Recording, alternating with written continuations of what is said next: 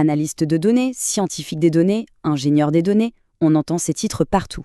Mais honnêtement, qui fait quoi? La confusion est totale, et pas seulement pour les débutants. Alors aujourd'hui, on va décortiquer ensemble ces 3 métiers qui sont au cœur de notre économie. C'est parti, on plonge là-dedans. Et cette phrase, elle résume absolument tout. Aujourd'hui, les entreprises qui savent vraiment utiliser leurs données, eh bien, elles ont un avantage juste énorme sur les autres. C'est pour cette raison que les métiers de la data sont en pleine explosion. Ça crée une demande incroyable de talents et des carrières vraiment passionnantes. Le vrai problème, c'est que tout ça, ça se ressemble. On utilise souvent ces titres un peu au hasard, que ce soit pour un étudiant qui cherche sa voie, un pro qui veut se reconvertir, ou même une entreprise qui recrute, c'est un vrai casse-tête. Alors, qui construit quoi? Qui analyse les chiffres? Qui essaie de prédire le futur? C'est ce qu'on va démêler étape par étape. Alors, pour y voir clair, voilà le plan. D'abord, on va planter le décor. Ensuite, on va regarder chaque rôle à la loupe. Puis, on les mettra face à face pour bien comparer. Et on finira par parler de la réalité du terrain et surtout de l'impact de l'intelligence artificielle sur tout ça.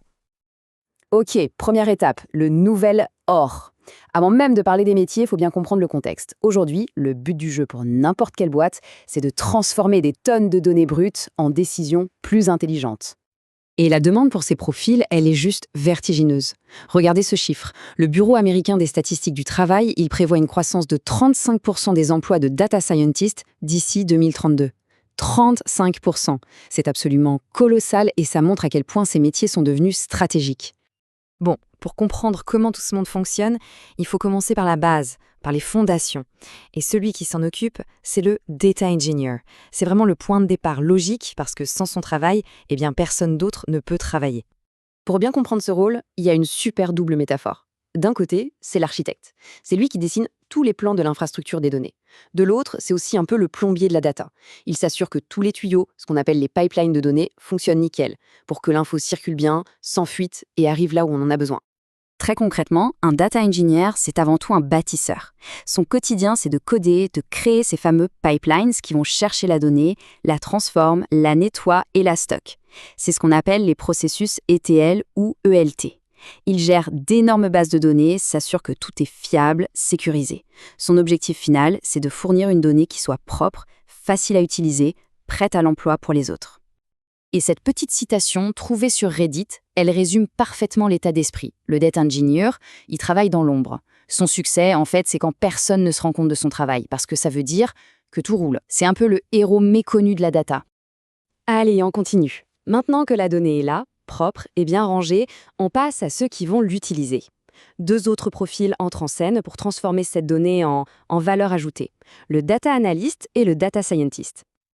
Alors là, attention, c'est la distinction la plus importante à retenir. Le data analyst, il regarde dans le rétroviseur. Il analyse le passé et le présent pour expliquer ce qui s'est passé. Le data scientist, lui, il regarde vers l'horizon. Il utilise les données pour essayer de prédire ce qui va se passer.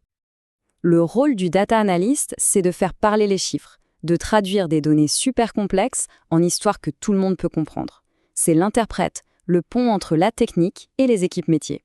Il crée des graphiques, des tableaux de bord et il répond à des questions très concrètes comme « Pourquoi est-ce qu'on a vendu moins de produits le mois dernier ?»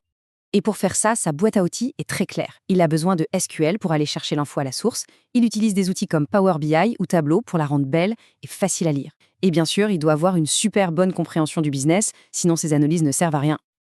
Le data scientist, lui, il monte d'un cran en complexité technique. C'est un spécialiste des maths, des stats, de la programmation. Son job à lui, c'est de construire des modèles prédictifs. Par exemple, pour recommander le bon film, détecter une transaction bancaire frauduleuse ou même anticiper la panne d'un moteur d'avion.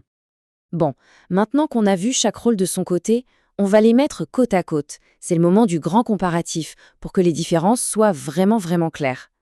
Ce tableau, il résume tout parfaitement. Regardez la première ligne. Mission. L'ingénieur construit, l'analyste interprète et le scientifique prédit. C'est la clé. Et tout le reste en découle. Les outils, par exemple. Des technologies de big data pour l'ingénieur, des logiciels de visualisation pour l'analyste et des librairies de machine learning pour le scientifique. Et logiquement, les parcours de formation sont aussi très différents. Côté salaire, on retrouve aussi ces différences. En France, pour un débutant, voilà à peu près à quoi on peut s'attendre.